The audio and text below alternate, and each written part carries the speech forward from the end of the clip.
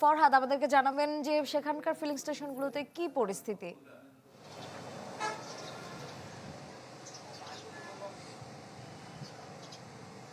শ্রেয়া, আমি যদি বগুড়ার প্রেক্ষিতে আপনাকে বলি তাহলে গত কয়েকদিন যে দীর্ঘ লাইন ছিল সেই দীর্ঘ লাইন কিন্তু গতকাল পর্যন্ত আমরা দেখেছি। তবে আজকে সকাল থেকে আমরা বগুড়ার বিভিন্ন পেট্রোল পাম্পে যেটা দেখছি যে মোটরসাইকেল চালকরা বিশেষ করে তাদের যে দীর্ঘ সারি ছিল সেটা কিন্তু কিছুটা কমেছে। আমি আছি বগুড়া শহরের মেহেরা পেট্রোল পাম্পে। এখানে আমরা গত কয়েকদিন ধরেই আমরা কিন্তু দীর্ঘ সারি দেখতে পাচ্ছিলাম। এখানকার কর্তৃপক্ষ আজকে যেটা বলছেন রাত পর্যন্ত কিন্তু দীর্ঘ সারি ছিল, কিন্তু এই মুহূর্তে আমরা দেখতে পাচ্ছি যে খুব বেশি সারির লম্বা লাইন নাই। যেখানে একসময় 4 থেকে 5 শতাধিক মোটরসাইকেলের দীর্ঘ সারি ছিল সেটা কিন্তু আজকে 100তে কমে এসেছে, 100 বা তারও কিছু কমে এসেছে।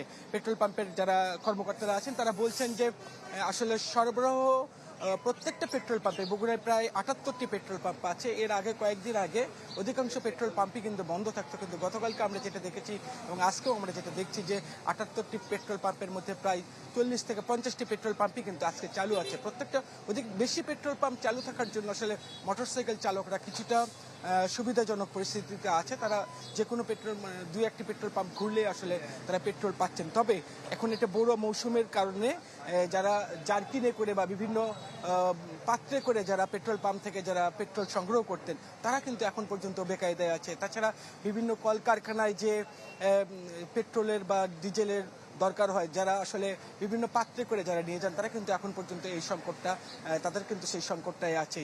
আর যারা পেট্রোল পাম্পের মালিক যারা আছেন তারা বলছেন যে আস্তে আস্তে সরবরাহটা কিছুটা বাড়ছে, হয়তোবা খুব দ্রুতই এই সংকটটা কাটবে, এরকমটা কিন্তু বগুড়ার যারা পেট্রোল পাম্পের মালিকরা আছেন তারা কিন্তু আশা করছেন। শ্রেয়া, ধন্যবাদ ফরহাদ।